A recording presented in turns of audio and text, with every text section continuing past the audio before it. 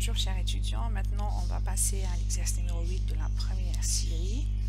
Idem pour cet exercice, nous allons voir comment le résoudre sans faire d'application numérique, mais vous devez le faire. Alors, déterminer le sens et les valeurs des courants qui circulent dans le circuit de la figure 8. Voici le circuit. On va commencer par voir comment sont disposés les différents composants. On a trois sources de tension continue, 12 volts, 8 volts, 10 volts. Et on a 1, 2, 3, 4, 5, 6 résistances de valeur de 5, 5, 2 et de 10 ohms. Alors, qu'est-ce qu'on va faire? La première des choses, on doit renseigner les courants. Je vais supposer que les courants ont ces sens-là. Comment j'ai fait? J'ai la source de tension de 12 volts, alors le courant va aller de ce côté-là. Je l'ai nommé I1. Pour la source 8 volts, j'aurai un courant I2. Les deux courants vont venir au niveau de ce nœud pour s'additionner. J'applique la loi des nœuds et là, dans cette branche, j'aurais pu mettre I3, mais c'est pas la peine parce que je sais que directement c'est une équation. Alors là, dans cette résistance, j'aurai un courant qui est égal à I1 plus I2. Ok, ce courant-là arrive au niveau de ce nœud et il va se diviser. Là, je mets I3 et I4 comme ça. J'aurais pu mettre le contraire. Voilà, ce courant-là va traverser cette résistance-là et arriver à ce nœud. L'autre courant I4 va arriver ici et va se diviser en deux. Là, j'ai le courant I2. C'est pas la peine d'écrire I6 ou I5 ici. C'est I2. Et là, j'ai un cinquième courant dont j'ignore la valeur. I5 va venir par là, par là, par là, par là et va s'additionner ici. N'allez pas me dire que il fallait que je mette un courant ici égal à dans ce sens-là. Vous aurez pu mettre un courant sortant et choisir le sens contraire. J'ai dit en cours et en TD que le sens des courants est facultatif, c'est-à-dire si le I5 n'a pas ce sens-là, dans les calculs, dans les applications numériques, j'aurai une valeur négative pour me rappeler que le sens du courant est dans le sens opposé. Voilà, alors combien d'inconnus on a? On a les courants de I1 jusqu'à I5. Voilà.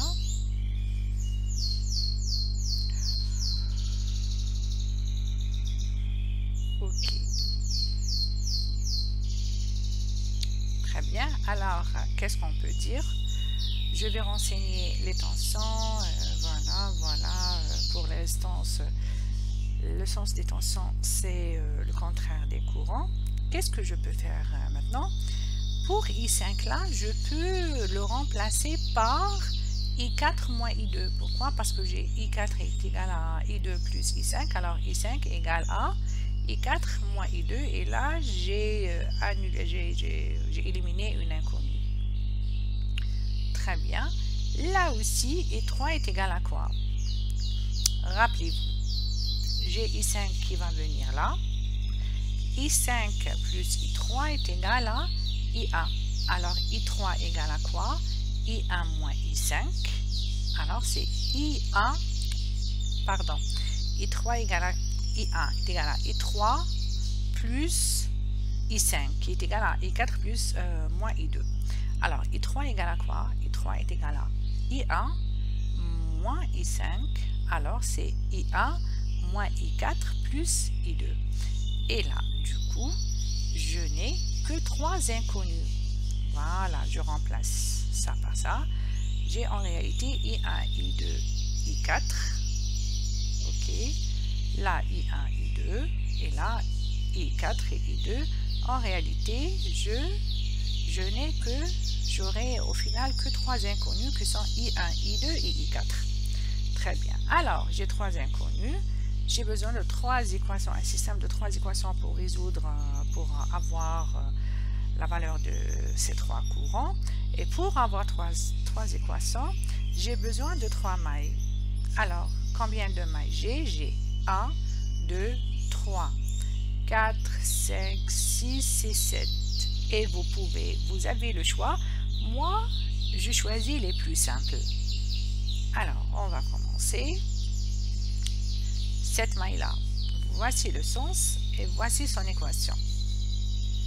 12 volts moins 2 fois I1, moins 5 fois I1 plus I2 et moins 5 fois I1 plus I2 moins I4 et j'arrange et j'obtiens cette équation. La deuxième maille, celle-là, cette petite en bleu, le sens c'est ça. Alors c'est, je me suis trompée. Là c'est moins, ouais. Ah oui, parce que j'avais copié celle-là. Non, je n'ai pas encore écrit. Voilà. Alors, c'est moins 8 et plus 10 fois I2 et plus 2 fois I4 et plus 5 fois I1 plus I2.